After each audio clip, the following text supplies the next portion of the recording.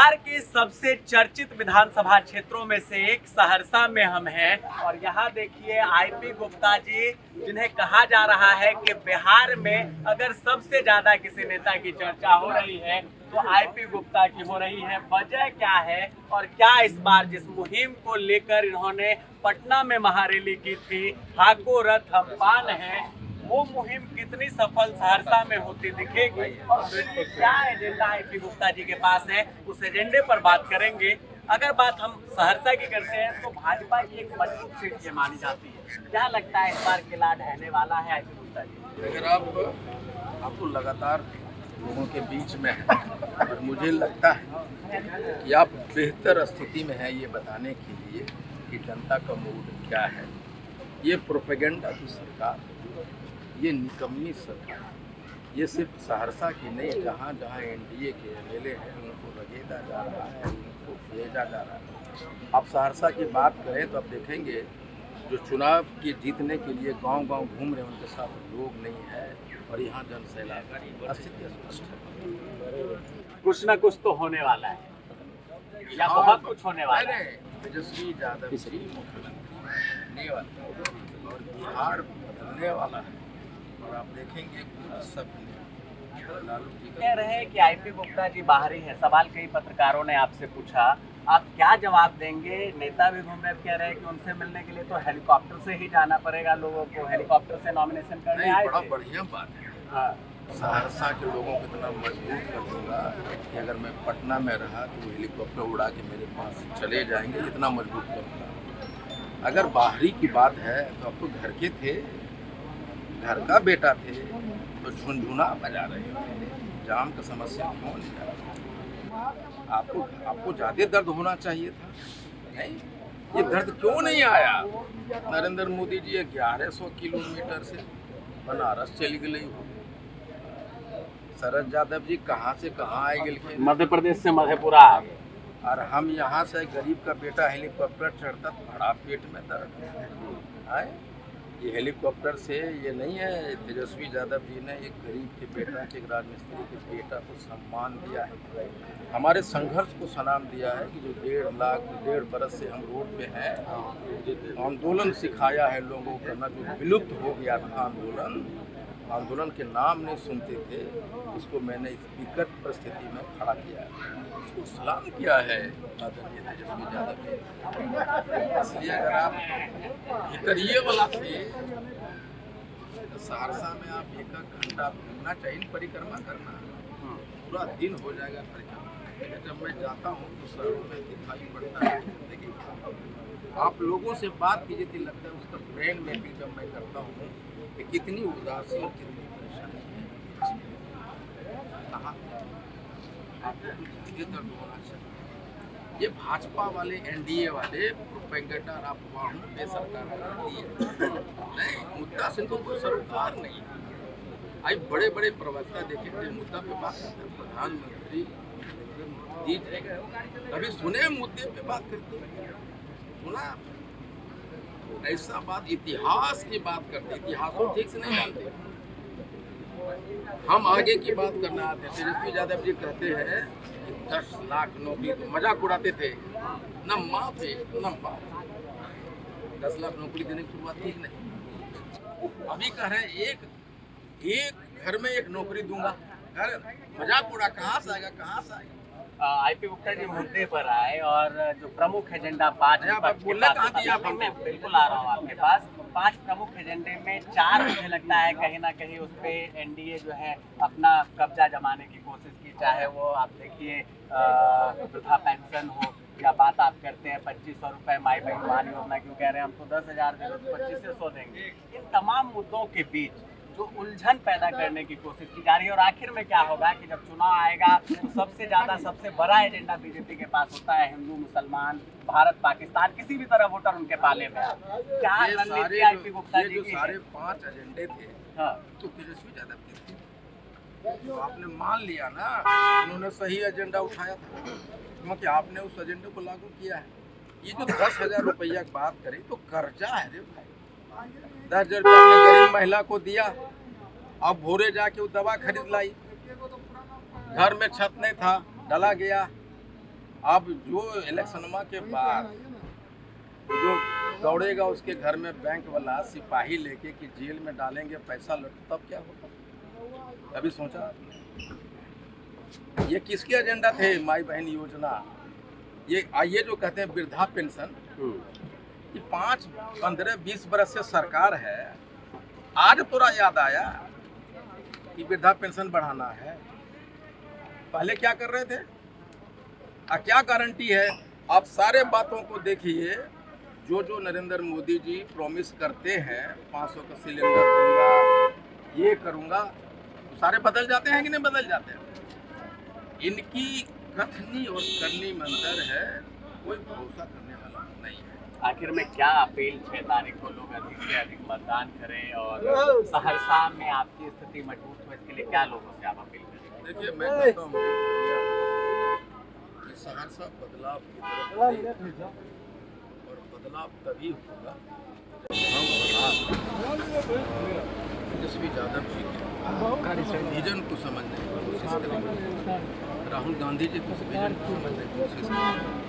Road, नाला, सड़क ये बनाना विकास नहीं होता, ये एक एक्टिविटी है जो सरकार को करना पड़ता है। योजनाएं विकास माइंडसेट। आप जापान जाइए ना, जापान में आप बैठे हैं और अगर फट गया ना सीट गद्दी का, तो अपने से सीने लग जाता है। That is development. रोडवा बना दिया तो हो गया। आप कहते हैं कि रोडवा पे सभी जतिया चला है, काहे रे? इसका क्या मतलब है? आप अपने घर से बनवा रहे हो, कौन बड़का काम कर रहे हो भैया? यहाँ बदलो, यहाँ से। और डिसीजन मेकिंग प्रोसेस में जनता को बैठा हुआ IP गुप्ता जब यहाँ के MLA बनेगा ना, तो आप देखिएगा कार्यकर्ता नेता MLA हमारे कार्यकर्ता होंगे, वो चेयर पे बैठेगा और IP गुप्ता बाल्टी मार के नीचे बैठेगा कि मालिक बताइए क्या करना है। वो राजशाही हटेगी। हाँ, ये लोकतंत्र के नाम पे ये राजशाही ये लोग चलाते हैं। आप बताइए ना भाई, वोट लेते हुए ठीक है, और जब उनके पास गया विधायक जी जरा खा लीजिए, न छुआ जाएंगे हम। ये कौन दुनिया है रे भाई? पानी नहीं पीते। 78 बरस के बाद न पानी पीते और घर जाते थे बार बार। एक मैं सवाल भूल गया, कुछ वीडियो क्लिप्स आपके वायरल हो रहे हैं और उसमें कहा रहा है कि सवर्णों को लेकर आपने बात कही कि भाई ताकि लगा में तो अच्छा, ये बताइए क्या हकीकत में आपने ये बोला या उसे तोड़ मरोड़ के? एक बात मैं बताऊँ आपको, ये इनके अलावा इनके पास कोई एजेंडा नहीं है। हमको खुशी है एक ततबा बेटा नेशनल TV पे चल रहे भाई, एडिटेड रहो जैसे रहो, इतना हमें के लिए हो, इतना किए हम।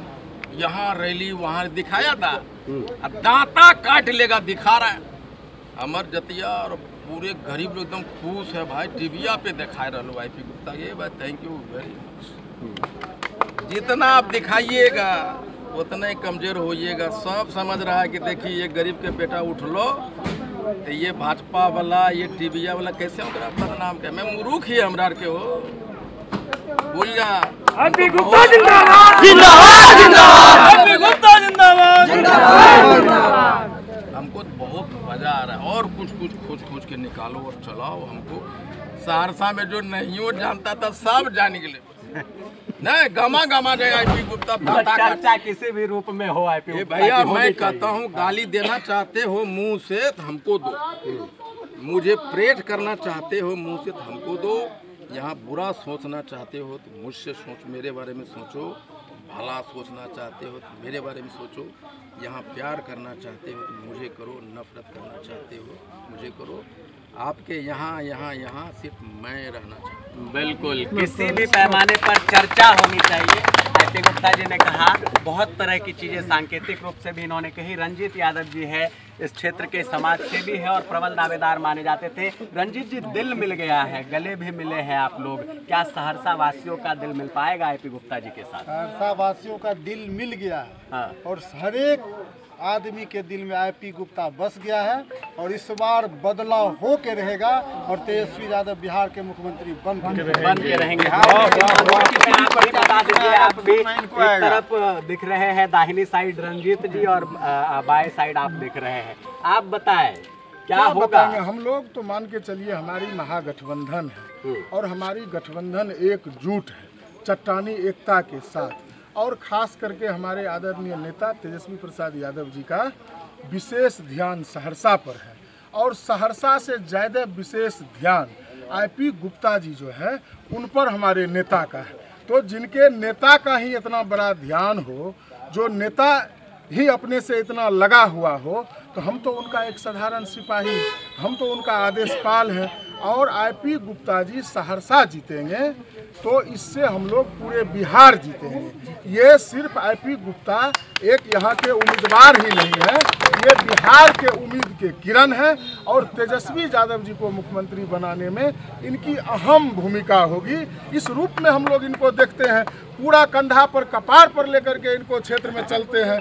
आईपी गुप्ता जिंदाबाद, महागठबंधन जिंदाबाद। आने वाले 6 तारीख को एक वोट क्रमांक संख्या 4 पर करनी छाप पर दबा करके भारी मतों से बिहार में इतिहास रचेगी साहब। रफ्तार बहुत तेज है। आखिरी सवाल मैं आपसे पूछूंगा, कई सवाल अच्छा लग रहा है आपसे बात करते हुए, इसलिए लगातार पूछ रहा हूँ। 13 दिन का समय, सर थोड़ा शॉर्टकट में क्या 13 दिन में पहुँच जाएंगे सहरसा के घर घर आईपी गुप्ता जी?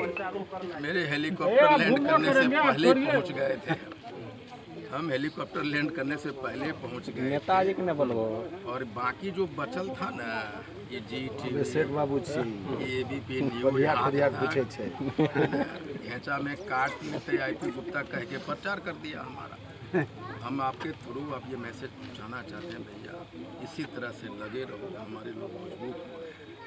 आपके इस अफवाह से हम लोग मजबूत हो रहे हैं। हम लोग समझ रहे हैं ये एनडीए वाले लोग किस तरह से हमारे वोट लेके हमको मूर्ख बनाते थे। आज हमारा लोग आया है, गरीब का बेटा, इसको बदनाम भैया लगे रहो। मैं बहुत एंजॉय कर रहा हूँ इस चीज़ को। लगे रहो, डटे रहो। बिल्कुल आईपी गुप्ता तो हर घर पहुंचने की जरूरत नहीं है, वो सबके दिल में पहुंच चुके हैं, और तो पूरे बिहार के लोगों के दिल में आईपी गुप्ता बस चुके हैं, इसलिए घर घर भी जाने की जरूरत नहीं। घर घर भी जाने की जरूरत नहीं है। टुनटुन शर्मा जी, एक बात जान लीजिए, आदरणीय इंजीनियर आईपी गुप्ता जो महागठबंधन में आए हैं, बताइए नहीं, हाँ महागठबंधन में जो आए हैं, ये जान लीजिए सहरसा विधानसभा झांकी है और पूरे बिहार बाकी है। पूरा बिहार बाकी है। तो महागठबंधन के कार्यकर्ताओं सहरसा में दिख रहा है। आईपी गुप्ता से एक उम्मीद लगाकर बैठे हैं। जनता क्या फैसला 6 तारीख को सुनाने वाली है और 14 तारीख को क्या परिणाम आने वाला है, ये तो आने वाला समय बताएगा। बने रहिए मोबाइल पर। बिहार से देश दुनिया की हर अहम खबर से अपडेट रहने के लिए आप तमाम दर्शकों का बहुत बहुत धन्यवाद।